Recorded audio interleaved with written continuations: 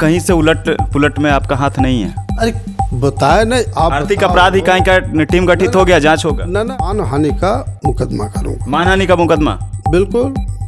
हम इग्गी दुगी के बेटा नहीं है। ये नागमणि का नाम देना बिहार सरकार को बहुत महंगा पड़ेगा। नमस्कार, दिव्य नेशन देख रहे हैं आप। वर्तमान में हुए बिहार में फ्लोर टेस्ट आप तो चर्चा का विषय रहा, या आप तो जानते ही हैं। लेकिन इस फ्लोर टेस्ट के दौरान एक ऐसी खबर बाद में निकल कर आई, विधायकों की खरीद फरोख्त, यानी कि जो विधायक अपना बहुमत साबित करना चाहते थे वह खरीद फरोख्त में लगे हुए थे। और उसी बीच में एक ऐसे चेहरा का नाम आया है जो भारत सरकार में पूर्व केंद्रीय मंत्री रह चुके हैं और वर्तमान में शोषित इनकलाब पार्टी के राष्ट्रीय अध्यक्ष है। इनसे हम वार्ता करेंगे और इनका चेहरा भी इस मसला में लाया जा रहा है, इनका नाम भी आ रहा है। मसला पे, इन सब बातों पे, मुद्दों पे बात करेंगे। सबसे पहले स्वागत है नागमणि जी। देखिए, नागमणि को जो बदनाम करने की साजिश हुआ है बहुत महंगा पड़ेगा इस सरकार को। इस सरकार को होश में रहना चाहिए। किससे ये टक्कर ले रहे हैं, किससे दुश्मनी पाल रहे हैं, सरकार को बहुत ही महंगा पड़ेगा। चेतावनी दे रहे हैं? बिल्कुल, डंके के चोट पर चेतावनी दे रहा हूँ। नागमणि कोई गिद्ध हो गया क्या? हम सरकार बनाने वाले रहे, तोड़ने वाले नहीं, सरकार बनाने वाले हैं।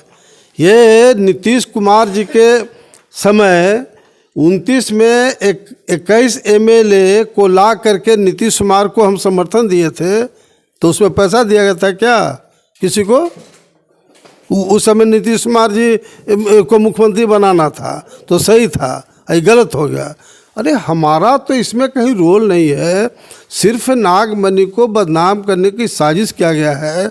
बताओ जरा आप कि सैकड़ों फ़ोन आता है हम लोग के यहाँ, 200-300, जब पर डे के हिसाब से देख लो 250-300 फ़ोन जरूर मेरे यहाँ आता जाता है। तो किसी ने हमको फ़ोन किया कि सिद्धांशु शेखर जी जो विधायक हैं उनका नंबर चाहिए।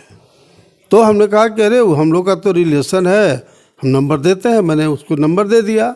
अब उस नंबर में 1 घंटा 4 घंटा जो FIR में आया है, अब कौन फ़ोन किया नहीं किया उससे हमको क्या लेना देना है। अब इसमें हमारा नाम देने का तो कोई उचित नहीं है। इसलिए मैं पहले ही कहा कि नागमणि का नाम देना बिहार सरकार को बहुत महंगा पड़ेगा। हम इग्गी दुगी के बेटा नहीं हैं, हम अमर शहीद जगदेव प्रसाद के बेटा हैं, जिनके नाम पर तमाम जितने नेता हैं ना बिहार के किसी पार्टी के, उनके नाम पर राजनीति करते हैं। तो नागमणि को छेड़ना बहुत ही महंगा पड़ेगा, बता देते हैं। अच्छा, ये ऐसे मंत्री जो भारत सरकार में पूर्व मंत्री रहे हो, उनका चेहरा के साथ ऐसा खिलवाड़ क्यों किया जा रहा है? आखिर क्या वजह है जो नागमणि का नाम आ रहा है इस मुद्दे पर? इसीलिए कि नागमणि जी का इमेज खराब करो, लेकिन इससे कोई हम पर असर पड़ने वाला नहीं है। बिहार की आम जनता जानती है कि आज तक एक FIR हम पर नहीं हुआ है।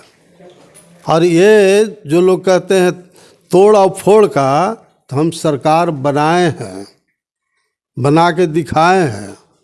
नीतीश कुमार जी आज बिहार के मुख्यमंत्री हैं। स्टार्टिंग में अगर मैक्सिमम किसी का देन है मुख्यमंत्री बनाने में, वो नागमणि का देन है।